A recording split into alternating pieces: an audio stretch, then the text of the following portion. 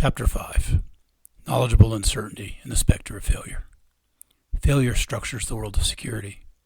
A successful day in this world is one during which nothing happens. If an event does occur and is successfully brought under control, without so much damage, it is expected that the work of the professionals involved should not be publicly remarked. No need to frighten people unnecessarily, it will be said. There is no need to give attention to the perpetrators, which might inspire other attacks, it will also be said. On the other hand, a successful attack is noisy, costly, and potentially career-ruining. Following a terrorist attack, motivations must be uncovered and blame must be apportioned. It is easy to blame anonymous institutions, so police, emergency services, and others are often charged with failure. From a certain contemporary vantage, these institutions indeed did fail. Syllogistically, security professionals were expected to keep the peace. The peace was broken. Security professionals failed. QED. The major premise, the idea that a collection of bureaucracies is responsible for something as nebulous as security, deserves special attention. Security has meant different things over the ages, but today, security has been literally institutionalized. Not just institutionalized, security has been professionalized, resting on a body of knowledge and a program of training by a dedicated elite, hence secret college. In this imaginary, whatever an attack might mean, it is also an institutional failure. Conversely, from the institutional perspective, the possibility of failure is a spectral presence that hovers over all decisions and interactions, and over careers, too. And there is something deeper, a sense of impossible responsibility. As an ethnographer, aware of the limits of my technical knowledge, I spent long hours in the company of police who needed to concretize their roles by thinking about what could go wrong. They were searching not just for solutions, but also for deeper answers. One day, as I sat in a patrol SUV driving around the airport perimeter with a seasoned officer, we intercepted some children playing on restricted property. A faux interrogation was greeted with comments about the officer's inability to effectively pursue them on foot. But after he let the children go with a friendly warning, he pointed out the window to the back of one of the terminals, which was just visible on the horizon, beyond a dual carriageway off-ramp choked with cars, coaches, and public buses. "I can't protect this. How could I?" he said, before driving away. The possibility of future horror, maybe soon, makes the present inchoately anxious. Still, one must carry on. How are such bad futures, which futures, to be avoided? Making institutions, and therefore individuals, responsible for security concretizes and specifies these questions. In the contemporary moment, at least, fear of what harms an evildoer might inflict is a bureaucratic task. Security organizations imagine, worry, anticipate. Perhaps potential terrorists can be identified, plots uncovered. Recall, from Chapter 2, the concept of paranoia within reason, the logical multiplication of fears of what might be with no end in sight. If security is a bureaucratic task, then paranoia within reason means that the institutional appetite for information is insatiable. CCTVs bloom like weeds. It is unclear how successful such intelligence efforts are, or even how to think about what would constitute success. In some circles, it is argued that this is not the golden age of terrorism, and that violence in general has declined in historical terms. It is also argued that the interconnection of sensationalist media highlights awareness of terrorism. Many terrorist attacks are foiled. One might argue that the security community is doing a good job, that the glass is more than half full. There is much to be said about the details of each of these arguments, but not here. For present purposes, even assuming that these arguments are more or less true, they miss a fundamental point. Surely attacks have not ceased. It is always possible that worse things await. Paranoia within reason remains, not just as intellectual possibility, but as institutional reality, even if the glass is half full. Nobody expects that security will be declared accomplished, barriers taken down, teams let go to find other work, perhaps in the hospitality industries. By the same token, the security community will continue to collect massive amounts of information, will try to anticipate the next attack, none of which is to say that the secret college's thirst for data should go unchallenged. Similar things might be said about the thirst for data in the private sector. It is to say that the understanding of security as, in large part, a question of knowledge appears to be very durable. Hence the emphasis we have placed on knowing. But it is not clear what the secret college has learned from all of its information, or to put it differently, it is not clear how data informs the practice of security. Some failures are notable. One of the most quoted lines from the report of the National Commission on Terrorist Attacks upon the United States, the official name for the 9/11 Commission report, is that U.S. security agencies suffered from a failure of the imagination. Without devoting much time to thinking, this analysis seems commonsensical, satisfying even.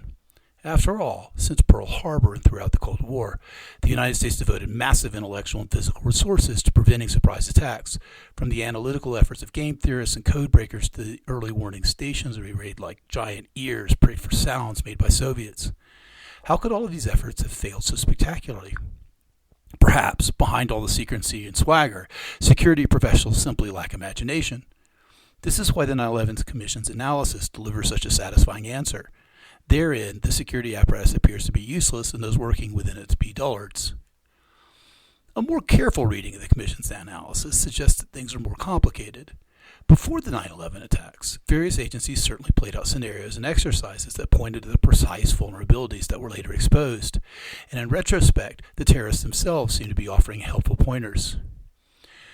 In 1993, Ramzi Youssef attacked the World Trade Center with a car bomb. Later, Youssef joined with Khalid Sheikh Mohammed in the 1995 Bojinka plot, an extraordinary effort to simultaneously bring down 11 airliners en route to the United States. So, one man was involved with both target, the World Trade Center, and method, planes. Youssef's comrade, Khalid Sheikh Mohammed, went on to confess, under torture, to being the mastermind behind 9/11. The pattern seems clear, but, apparently, the imagination needed to appreciate the pattern was lacking. Another danger sign, the full significance of which was missed at the time. August 2001, the suspicious behavior of Zacharias Masai at a Minnesota flight school led to his arrest. A report went to the intelligence community titled, "Islamic Extremist Learns to Fly." One is tempted to ask, just how much imagination was required? Those charged with foresight are always partially blind, while hindsight blesses one with accurate vision. Roberto Waldschutter's celebrated study, Pearl Harbor, casts the problem thus. It is much easier after the event to sort the relevant from the irrelevant signals. After an event, of course, a signal is always crystal clear. We can now see what disaster it was signaling since the disaster has occurred, but before the event it is obscure and pregnant with conflicting meanings. This, of course, is a broad problem for humanity, as nature gives all societies the intellectual resources to imagine wrongly, guaranteeing regular failure. This problem is especially sharp, however, for those modern bureaucracies charged with keeping populations safe from harm. The 9/11 Commission echoes Waldschutter's careful analysis. The methods for detecting and then warning of surprise attack that the U.S. government has so painstakingly developed in the decades after Pearl Harbor did not fail. Instead, they were not really tried. They were not employed to analyze the enemy that, as the 20th century closed, was most likely to launch a surprise attack directly against the United States. Failure of imagination is at best a shorthand. As an intellectual matter, the attacks could have been imagined, and indeed were, notably by the attackers themselves. But could the security community, comprised of different organizations, have been expected to come together over speculation about this specific danger, as opposed to others? That is, imagination here is collective, not the individual imagination romantically associated with artists. Imagining the 9/11 attacks and then stopping them would have required institutional coordination that did not take place.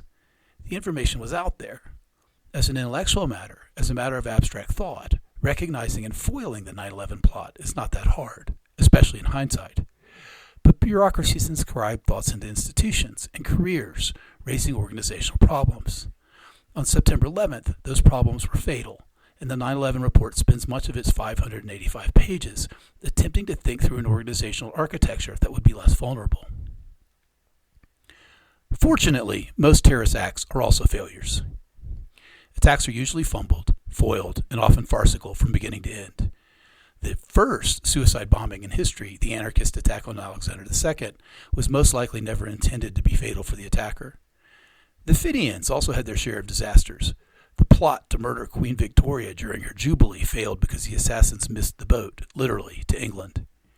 During the 20th century, each wave of terrorism, nationalist, fascists, Marxist-Leninists, or religious, came as tragedy and reappeared as farce.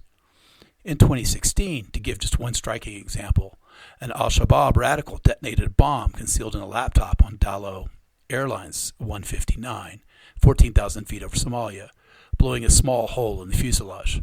He was immediately sucked out and fell to his death, the only casualty. The list of errors in judgment, insufficient technical knowledge, and poor tactics seems endless. Some plots are foiled before they ever take shape, sometimes with the assistance of the security services. On other occasions, the lack of basic technical knowledge held by the attackers is staggering. Physics, the 24-hour clock, doors that open outwards, these are all the natural enemies of the would-be terrorist. Moreover, failure compounds. Anxiety in the face of suicidal attack is alleviated with narcotics, the effects of which are hard to factor into planning, and poor planning leads to panic in the face of unanticipated events. Indeed, this is often the best argument in favor of theatrical security performances.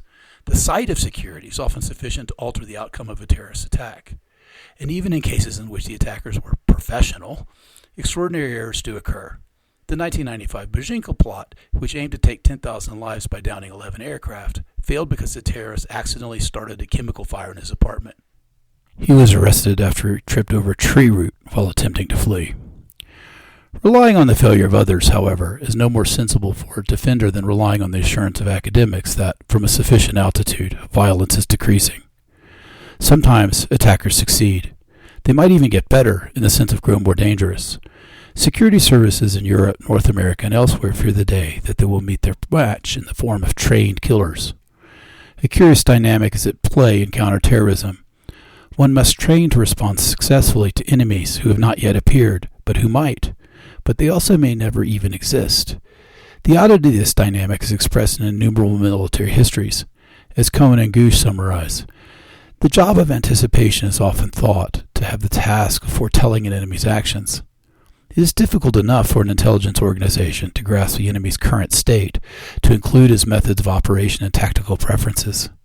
The task of predicting the future, as opposed to issuing a warning, is a wholly unreasonable one. Moreover, effective anticipation involves not only estimating the enemy's likely actions, but comparing them to one's own ways of war. For the defender, nightmarish possibilities haunt the waking world. The fact that terrorists are on average rather poor at their jobs brings little comfort. An attack might succeed because of blind luck, or attackers may learn enough about their target to expose a vulnerability. Worse, security professionals may have to respond to trained attackers or never-before-seen weapons. In such a case, their methods and systems may work, and yet the attack will still succeed because the adversary is just that good. In such a case, the security professional will stand accused of a failure of the imagination, of not seeing it coming. Many, perhaps most, senior security experts know by heart the text of the chilling IRA note to the British government following the failed assassination attempt on Prime Minister Margaret Thatcher. Today, we were unlucky, but remember, we only have to be lucky once. You will have to be lucky always. Needless to say, the secret college is not always lucky. Recall also from Chapter 2 the epistemological problem at the heart of security. Much may be imagined, and things happen which have not been imagined. Security is thus a horizon of thought, an infinite regress. In principle, the problem of security cannot be solved, but only managed. Now that such ideas have been bureaucratically concretized, the regress plays out in the institutions comprising the secret college. Information is necessary. There can never be too much. Acquire as much as possible.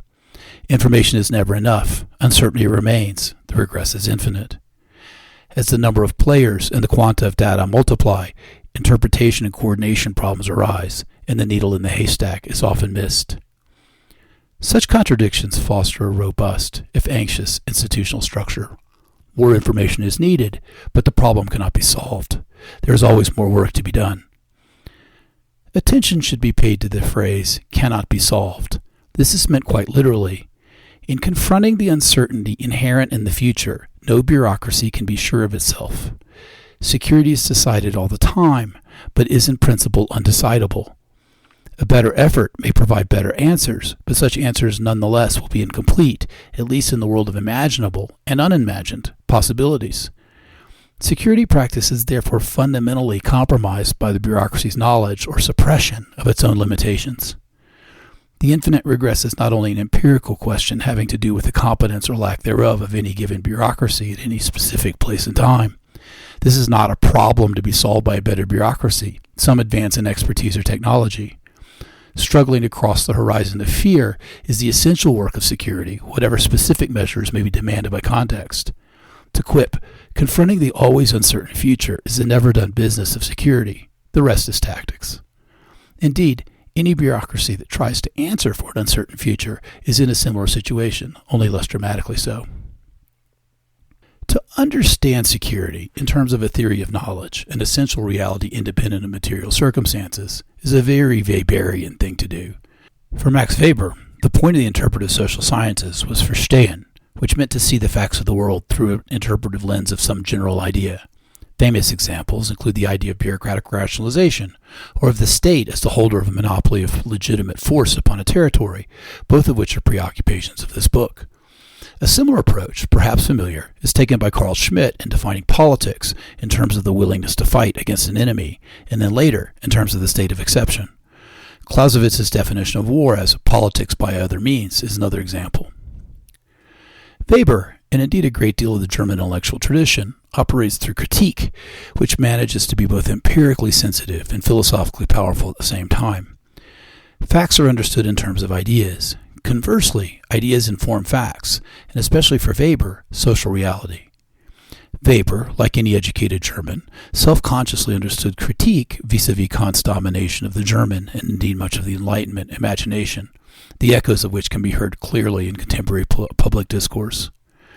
A more patient scholar might trace critique back further, through Kant's pietist upbringing to Luther's criticism of Catholicism in terms of fundamental tenets of Christianity. Weber's engagement with Luther is explicit. For example, the notion of vocation and the ultimately existential stance of the scholar, for whom facts themselves can never lead to understanding, and so he must at some point say, "Here I stand." One might go back still further, through Luther's Augustinian education and subsequent scholarship to Augustine himself, and from there to Plato, a thought which, due to the brevity of life, will not be substantiated here. What is critical for present purposes is that Weber's work leads to understandings and articulations of society that are central to the interpretive social sciences, and indeed to public discourse. Weber, like Shakespeare, is full of cliches. In particular, when we discuss bureaucracy and the administrative state, the state and the use of force, and modernity itself, we cannot help but echo Weber. Yet critique must always be done anew, as circumstances present themselves and must be understood, coped with by humans, including intellectuals. Weber said that the point of the social sciences is not truth as such, but the final truth we are able to achieve, that is existential struggle. Quote, "to see how long we can stand it," close quote. One of the demands of our day is to understand what security means, what it means to live under a realm of security, especially including counterterrorism.